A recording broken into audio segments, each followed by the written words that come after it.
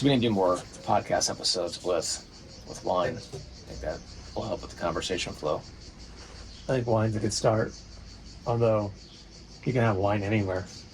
True. I mean, I guess having it here in the hills of Indiana, that's pretty good too. It doesn't suck. I look at that corn and the soybeans. Or just wine and olives, which is good. Tuscany. Yeah. Cheers. I thought it was very coincidental that the winery we went to this morning, family owned like most of the wineries here, but two brothers running it now, bringing in the next generation. I thought the tasting room was very cool, and it clearly showed that the next generation was an operation of that, both in design and operation. I guess it's interesting. We've been dealing with or working with ICA here, but also working and talking to some of the other businesses here locally this week. Family business transcends nationality, culture, what have you. Right. We all have all the same issues to overcome in order to have a successful business. So I thought it was very interesting to listen to him talk today, as well as the restaurant owner we talked to yesterday. Yeah. And kind of sharing with them. Once we opened up and said, we have a business as well, and they just kind of realized that, oh, these guys know what I'm dealing with, and vice versa. It was very interesting. Yeah, yesterday in Florence at the restaurant for lunch, which was a fantastic lunch at Brandolino, Bessie, as he said, rhymes with messy, and almost the same ability on foot skills in soccer. Football. His story about starting the restaurant in 2018, having a really strong success out of the gate, to the point where he leased the space next door to him, and next door to him is just crazy to think about, because we have a warehouse that was built in the 80s or the 1970s or the 1990s, and he has a restaurant that was built in the 1500s or the 1400s. Yeah. And then he leases this space to expand his business in January 2020, and boom, pandemic, everything shuts down. Oh. And to be able to draw those parallels and trade war stories, and then today to the winery, which Francesco, brother number one, who is the farmer and winemaker, and his brother, who is the business and sales side. So one is tending to the ground and doing the manufacturing and operation side. The other one is doing the sales and business side. And one Bob's, one Weaves, frickin' frack, whatever you want to call it. Their story, not just of their business through COVID and what they're trying to do today. Right. But also looking backward, that it was started by their great-grandfather, then their grandfather, then their father, and now them, and they set out a course and said, here's what we want it to be, and this is all we want it to be, and they're not worried about, they don't want it to be less, they're not worried about it being more. It was interesting to be able to hear their story, and as you mentioned, there's no barrier from what your passport says, your nationality. There's no cultural barrier. There's no language barrier when it comes to, strapping on the boots and going to work to try and, create your own business. Right.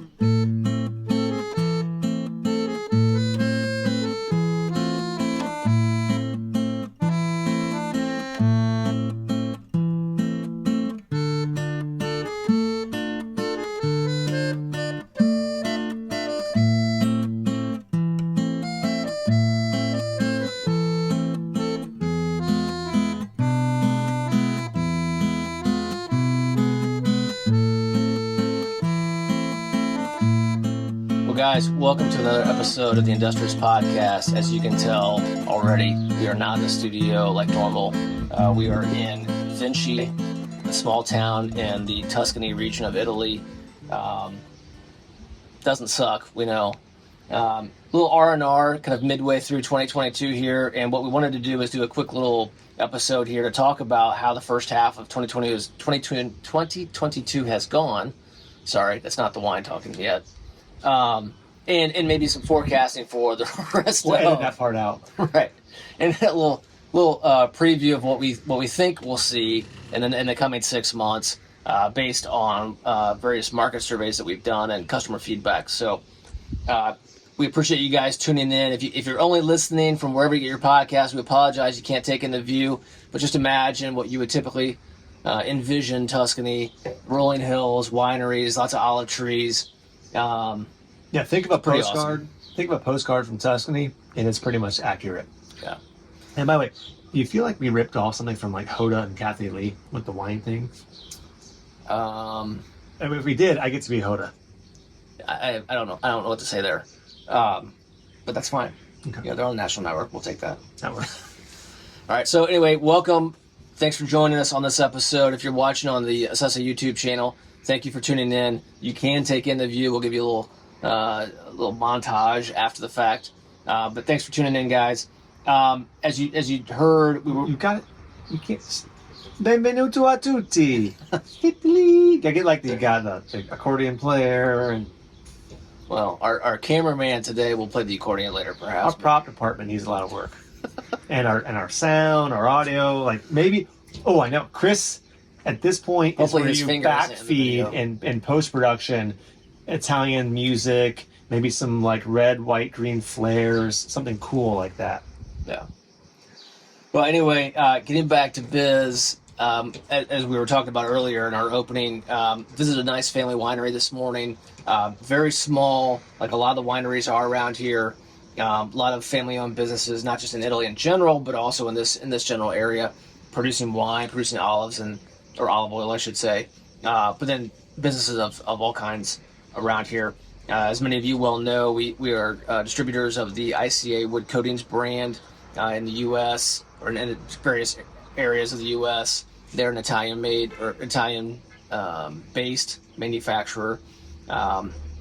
So we have some working knowledge of this country and different areas based on prior visits. But anyway, getting back to the point of the episode is talk about how the first half of 2022 has gone, and then we'll get into what we kind of foresee for the remainder of the year. So why don't you kind of give your assessment, if you would, of the first half of the year?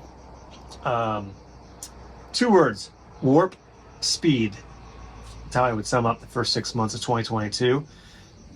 And to expand on that, obviously, very much like the last 6 months of 2021, we continue to have supply chain interruptions, constraints.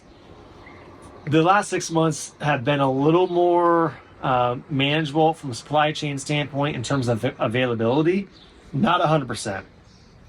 We have still lost a lot of sleep and a lot of hair, and maybe a few years off of our heart health on trying to find raw materials, finished goods, pails, gallon cans, boxes, trucks to come and pick up the product, anything for that matter.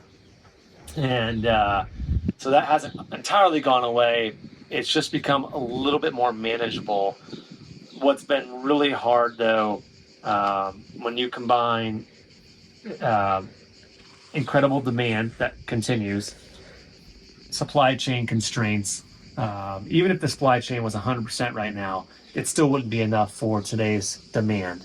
So you have really high demand, really bad supply, perfect storm, plus a lot of geopolitical turmoil in other parts of the world that are affecting energy prices. And a lot of what we sell, of course, are derivatives of crude oil. It just, the list goes on and on and on, and the price increases that we've absorbed, that we've received, and a decent amount for sure that we've absorbed and then passed on and had no choice but to pass on. I was remarking to our father that, having been in the business now for 20 years, which is really weird to say because that makes me feel, I don't know what's possible because I'm only 25. But to be in the business for 20 years and having been in the business during the Great Recession and thought, okay, we'll never experience craziness like that again. We'll never experience craziness like that again.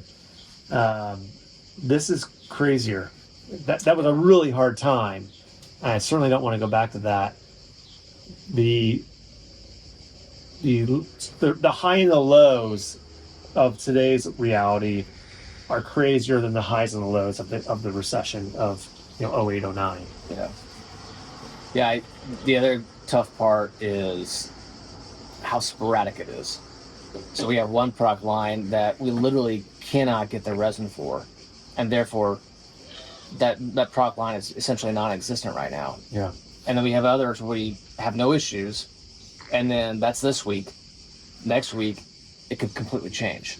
That's been the most frustrating part, I think, for me personally. And it's tough passing that information along to the customer base, just because part of them, or most of them, understand the situation because they're experiencing it in their own world. But to have to share that information and then for them to receive it is challenging, and it's just not fun. It's not a fun part of doing business. Yeah, I've said in prior podcast conversations, I've said that I'm really proud of our team for their ability to tap dance, to rob Peter to pay Paul and get away with it. But there have been some cases where circumstances have been well beyond our control, and it's just like, as you mentioned, when you have purchase orders and you have nothing to fill them with. From a business aspect, that's hard. That hurts. But then beyond just the dollars and cents part of it, to know that your customers are sitting there and saying, okay, we also can't fulfill their purchase orders because of our inability to fulfill that order, that's also a challenge. Yeah. So we've had some conversations lately with other members of the AWI, Architectural Woodworking Institute, Indian Manufacturers Association, CCAI, which is the Chemical Coaters Association.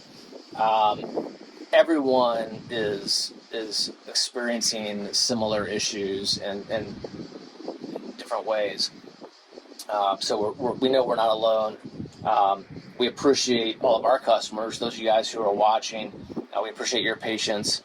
Ultimately, we'll get through this. We just don't know when, but we will ultimately get through it and hopefully come out better on the other end.